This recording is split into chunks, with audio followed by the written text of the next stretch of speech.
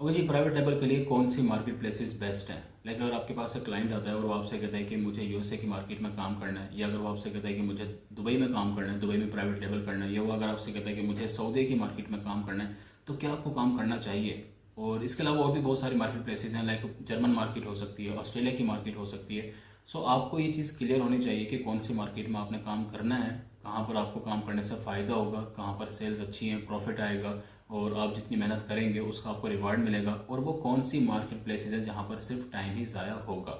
आप जितनी मर्जी मेहनत कर लें, जो मर्जी कर लें, लेकिन वहाँ पर क्योंकि लोग ही नहीं है, ख़रीदने वाले ही नहीं है, कस्टमर ही नहीं है, या अमेज़ोन जो है वो इतना ज़्यादा वहाँ पर फेमस नहीं है कि वहाँ से लोग उससे परचेजिंग करें, तो वहाँ पर आपको काम करने का फ़ायदा नहीं होता है। तो आपको पिक्चर बिल्कुल क्लियर होनी चाहिए ताकि आपको आपका भी टाइम जाना हो, क्लाइंट का भी टाइम जाना हो वाला सीन होता है। क्योंकि अल्टीमेटली ये होता है कि अगर आप काम करना स्टार्ट कर भी देते हैं इस चक्कर में कि ठीक है मेरे पास एक्सपीरियंस आ जाएगा, नॉलेज आएगा, लेकिन वो आप अपने लिए तो कर रहे हैं, लेकिन क्लाइंट को तो रिजल्ट चाहिए ना। वो तो सेल्स चाहता है, वो प्रॉफिट चाहता है। तो जब वो देखेगा 1 महीना 2 महीने काम हो ही नहीं रहा, ये प्रोडक्ट चल नहीं रही है, सेल्स आ ही नहीं रही है, तो वो फ़ौरन आपको फारिग कर देगा। तो इसलिए बेटर ये होता है कि आप क्लाइंट को खुद गाइड करें। अगर वो किसी ऐसी मार्केट में काम करना चाह रहा है जहां आपको पता है कि वहां पर काम करने को कोई फ़ायदा नहीं है, तो आप उसको बताओ कि भाई इसको साइड पे करो, इस मार्केट में काम करो, यहाँ पर फ़ायदा है। क्योंकि क्लाइंट को अगेन कुछ भी नहीं पता, और उनकी ख्वाहिश भी होती है कि वो जिस कंट्री में बस वो वहाँ पर शुरू कर दें। ये भी बड़ी एक प्रॉब्लम है, इसको मैं आगे जाकर बल्कि डिस्कस भी करूंगा। बड़ा इंपॉर्टेंट ये भी एक टॉपिक है कि ऐसे बहुत सारे केस आते हैं कि जी हम फॉर एग्जांपल टावल बेच रहे हैं तो हमने टावल ही बेचना है, ठीक है। या अगर हम फॉर एग्जांपल कोई शूज़ बेच रहे हैं तो हमने शूज़ ही बेचने हैं उसके ऊपर, मतलब अमेजोन के ऊपर। या अगर हम कोई मसाले बेच रहे हैं पाकिस्तान में तो हमने अमेजोन पे मसाले बेचने हैं। मतलब इस तरीके से अमेजोन काम नहीं करता, ठीक है। अमेजोन कोई आपकी कोई चलती फिरती कोई दुकान नहीं है कि आप जो मर्जी रख देंगे और वो अमेजोन के जी ठीक है बेचना शुरू कर दो। प्रॉपर एक क्राइटेरिया होता है, एक हंटिंग क्राइटेरिया होता है, अपने कंपटीशन को देखना होता है, अपने डिमांड को देखना होता है, उसकी सेल्स को देखना होता है।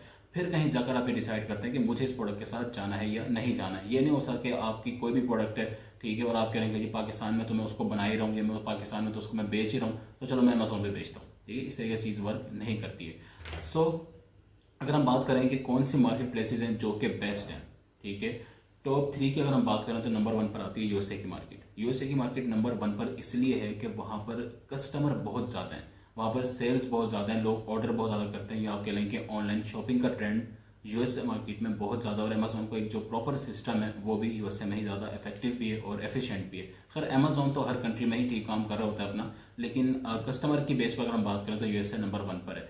थोड़ी बहुत जो आपको परेशानी यहाँ पर देखनी पड़ती है यूएसए मार्केट में, वो आपका कंपटीशन होता है। क्योंकि अगेन हर सेलर जो है वो बड़ा एफिशिएंट है और बड़ा, आप कह सकते हैं कि अच्छा सेलर होता है, उसकी लिस्टिंग बड़ी अच्छी होती है, प्लस कंटेंट होता है उसके पास, हर एक चीज़ होती है। तो आपको उसके साथ compete करना होता है, ठीक है। उसके लिए आपको प्रॉपर नॉलेज चाहिए। मतलब ये नहीं है कि आप कर ही नहीं सकते, ऑब्वियसली आप कर सकते हैं, इतने सारे सेलर्स हैं तो आपके आने से कोई फर्क नहीं पड़ता, लेकिन उन लोगों के साथ आपको compete करना होता है। अगेन उसके लिए आपको पता होना चाहिए कि ए प्लस कॉन्टेंट क्या होता है, ठीक है। आपने जो अपने एसईओ करनी होती है बेसिकली लिस्टिंग की, या लिस्टिंग को प्रमोट करना होता है, वो किस तरीके से आपने करना है, सेल्स किस तरह लेकर आनी है, पीपीसी क्या स्ट्रेटेजी होनी चाहिए, वो तमाम चीज़ अगर आपको आती है, वो आपको पता है, तो आपके लिए यूएसए मार्केट जो है वो बेस्ट है। या हम उसको कह सकते हैं कि नंबर 1 पर जो मार्केट है वो यूएसए की मार्केट होती है। इसके अलावा अगर हम टॉप 2 और टॉप 3 की बात करें तो वो आती है दुबई और कैसे की मार्केट, यानी कि सऊदी की मार्केट आती है। अब दुबई और सऊदी की जो मार्केट प्लेसेस हैं वो इसलिए बेस्ट हैं, वहाँ पर कस्टमर बहुत ज़्यादा नहीं है, मतलब ऑर्डर तो आते हैं, लोग खरीदते भी हैं, अच्छा भी चलता है लोगों का काम। लेकिन अगर हम यूएसए के मुकाबले में देखें, ठीक है, मैं कंपेयर कर रहा हूँ यूएसए मार्केट के साथ, तो यूएसए के मुकाबले में वहाँ पर कस्टमर की जो परचेजिंग पावर कह लें या परचेजिंग ट्रेंड कह लें वो थोड़ा कम हो सकता है। लेकिन वहाँ पर जो अच्छी चीज़ है वो है कि कंपटीशन बहुत कम होता है, ठीक है। अगर आप अपनी लिस्टिंग अच्छी कर लेते हैं, अगर आपको लिस्टिंग अच्छी करनी आती है, लिस्टिंग ऑप्टिमाइजेशन बेसिकली आपको आती है, प्रॉपर कीवर्ड्स डालना आपको आते हैं, तो इवन आप ऑर्गेनिक भी रैंक हो सकते हैं, बड़ी जल्दी रैंक हो सकते हैं, पहले पेज पर आप आ सकते हैं इन दो मार्केट में, क्योंकि कंपटीशन बहुत कम है, ठीक है। एंड आपको पीपीसी के ऊपर भी कोई बहुत ज़्यादा स्पेंड करने की ज़रूरत नहीं है। अगर आप सही तरीके से पीपीसी को लगाते हैं, सही तरीके से पीपीसी करते हैं, अपना एक्सपेंस देखकर, अपना स्पेंड देखकर, उसको मतलब प्रॉपर एक स्ट्रेटेजी बनाकर, तो यूएसए की मार्केट से बेटर जो है वो आपके लिए परफॉर्म कर सकते हैं दुबई की मार्केट या फिर सऊदी की मार्केट। अगेन परचेजिंग पावर कम है लोगों की, परचेजिंग पावर कम नहीं है, परचेजिंग ट्रेंड कम है, ठीक है। ऑनलाइन ट्रेंड कम है, या अमेजोन से परचेजिंग का ट्रेंड जो है वो यूएसए कंपैरिजन में बहुत ज़्यादा नहीं है। लेकिन जो आपको एक बेनिफिट होता है वो ये होता है कि वहाँ पर आपका कंपटीशन जो है वो बहुत ज़्यादा हैवी किस्म का आपको फेस नहीं करना पड़ता।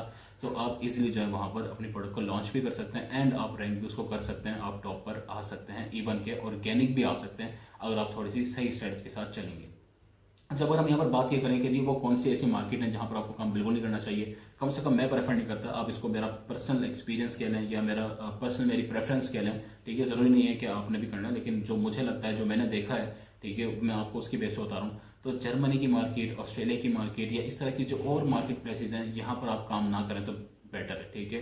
लाइक मैंने कभी ऑस्ट्रेलिया की मार्केट में काम नहीं किया, लेकिन मेरे एक दोस्त ने किया, वहाँ पर उसने प्राइवेट लेबल को लॉन्च किया और कोई इसका रिजल्ट नहीं है। मतलब 8 महीने उसको लग गए प्रोडक्ट को प्रॉपर लॉन्च करने में, इन्वेंट्री के आने में, फिर उसने पीपीसी रन की उसके ऊपर, उसको ऑप्टिमाइज़ किया, सब कुछ किया, लेकिन ना उनके पास कोई सेल्स आई, ना ही कुछ और हुआ, ठीक है। तो अल्टीमेटली फिर उसने मूव किया अपना यूएसए मार्केट में, ठीक है। सो ऑस्ट्रेलिया की मार्केट का अगेन मैंने जो एक देखा है वो एक्सपीरियंस लोगों का अच्छा नहीं है। और जर्मन मार्केट जो है वो बहुत स्मॉल मार्केट है, वहाँ पर ना आपको कोई प्रॉपर क्राइटेरिया पता है, ना ही कुछ और पता है, तो मेरा नहीं ख्याल कि वहाँ पर भी आपको करना चाहिए, ठीक है। तो मैं पर्सनली इन दो को प्रेफर नहीं करता। मुझे लगता है कि यहाँ पर आपकी डबल ट्रिपल एफर्ट होगी और मिलना आपको कुछ भी नहीं है, ठीक है। तो अगर आप लोग काम कर रहे हैं, आपके क्लाइंट अगर आपके पास आते हैं, तो आप लोगों ने उनसे क्या कहना है कि आप इन मार्केट में काम करें, इनको ट्राई करें, यूएसए की, ठीक है। हाँ, यूके में भी कर सकते हैं। अगर यूके की हम बात करें तो यूके में भी कर सकते हैं। वहाँ पर आपको जो थोड़ा बहुत इशू फेस करना होगा, ये जो आपने सुना भी होगा, वो वेट का होता है, ठीक है, कि वेट वहाँ पर आपको पड़ रहा होता है।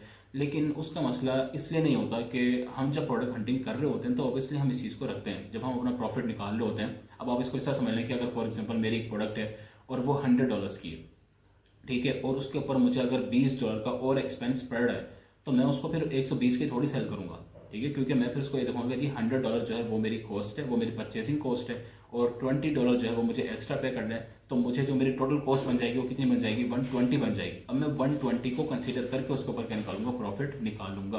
सो यहाँ पर पॉइंट ये है कि वेट का ऐसा कोई इशू होता नहीं है, ठीक है। हाँ, आपको टैक्सेशन के मामला जो है वो आपको थोड़ा बहुत पता होना चाहिए, वो आपको पता है कि कब आपने रजिस्टर करना है, किस तरह देना है, क्या करना होता है। वो लीगल जो चीज़ होती है वो अगेन जहाँ से आप सीखेंगे, जो आपके मेंटोर्स होंगे, जो आपको सिखाने वाले बताने वाले होंगे, ऑब्वियसली वो आप उन लोगों से पूछेंगे। लेकिन यार ये 3-4 मार्केट हैं, यहाँ पर आप काम कर सकते हैं। लेकिन जो बाकी की मार्केट हैं उनमें काम इसलिए ना करें कि जी नया नया क्लाइंट आया है और बस काम करना स्टार्ट कर दें।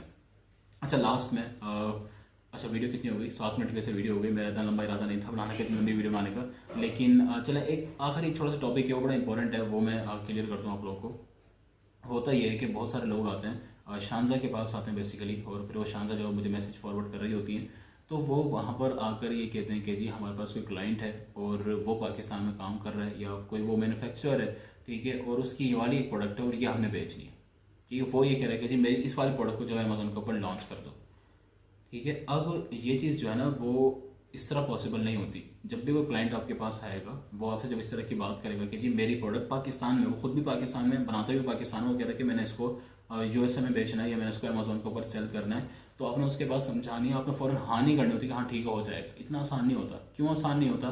क्योंकि अगेन हमने पहली बात तो ये कि जब हम अमेजोन के ऊपर प्रोडक्ट सेल करते हैं तो हम एक प्रॉपर क्राइटेरिया के अकॉर्डिंग उसकी हंटिंग करते हैं, ठीक है। हम ये देखते हैं कि इस प्रोडक्ट का मतलब प्रॉफिट कितना आ रहा है, इसकी डिमांड कितनी आ रही है, ठीक है, अमेजोन के ऊपर कितनी डिमांड है, लोग इसको कितना परचेज कर रहे हैं, और इसमें हम compete कर भी सकते हैं, नहीं कर सकते, ऑलरेडी कितने सेलर्स मौजूद हैं, इसके अंदर बहुत ज़्यादा वेरिएशन तो नहीं है। मतलब प्रॉपर एक क्राइटेरिया होता है, उसको फॉलो करना पड़ता है। दूसरी इंपॉर्टेंट चीज़ जो होती है, बड़ी इंपॉर्टेंट चीज़ है, वो ये कि जब आप पाकिस्तान से यूएसए भेजेंगे, जब आप अमेरिका में भेजेंगे, वहाँ के वेयर हाउस में आप उसको भेजेंगे प्रोडक्ट को, तो वहाँ पर जो कॉस्ट होती है वो थोड़ी सी चेंज हो जाती है। लाइक अब मैं अगर आपको सिंपल एग्जांपल दूँ, हम चाइना सोर्स करते हैं, अलीबाबा से हम सोर्सिंग करते हैं, यानी कि अलीबाबा से हमारी जो प्रोडक्ट है वो आती है अमेजोन के वेयर हाउस में, ठीक है। अब वहाँ पर जो अमेजोन के वेयर हाउस तक पहुँचाने की जिम्मेदारी होती है वो टोटल अलीबाबा की होती है, टोटल अलीबाबा की होती है। वो खुद ही वहाँ पर पहुँचाते हैं और वो उसके चार्जेस जो भी होते हैं $100 $200 जो भी आपका उनका शिपिंग के साथ डिसाइड होता है, मतलब जो भी शिपिंग टर्म्स आपके उनके साथ डिसाइड होते हैं, जो भी एक्सपेंस वाला होता है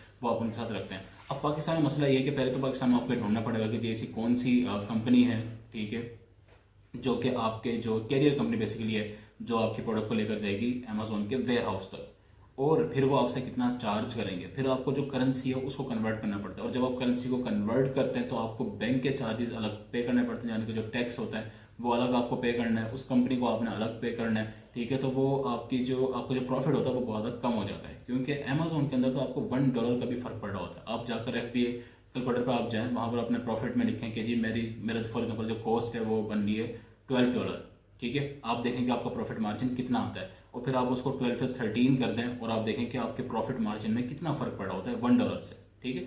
तो जब हम पाकिस्तान से काम कर रहे हैं और अगर हम टैक्स की सूरत में इतना पैसा दे रहे हैं, क्योंकि पाकिस्तान में बहुत ज़्यादा टैक्स लगता है आपको आपकी इंटरनेशनल ट्रांजैक्शन के, अगेन डिपेंड कर रहा होता है कि आप किस बैंक से ट्रांसफर कर रहे हैं, किस तरह कर रहे हैं। अगर तो कोई ऐसा बंदा मौजूद है आपके जो यूएसए में ही है और वो वहीं के वहीं उनको पेमेंट कर देता है, या जो भी मतलब अगर वो डॉलर्स में पेमेंट कर रहा है फिर तो ठीक है, लेकिन अगर आप करेंसी को कन्वर्ट करेंगे यानी कि रुपए से आप डॉलर में कन्वर्ट करेंगे तो आपको जो एक्स्ट्रा टैक्स पड़ता है वो आपने देखा होता है।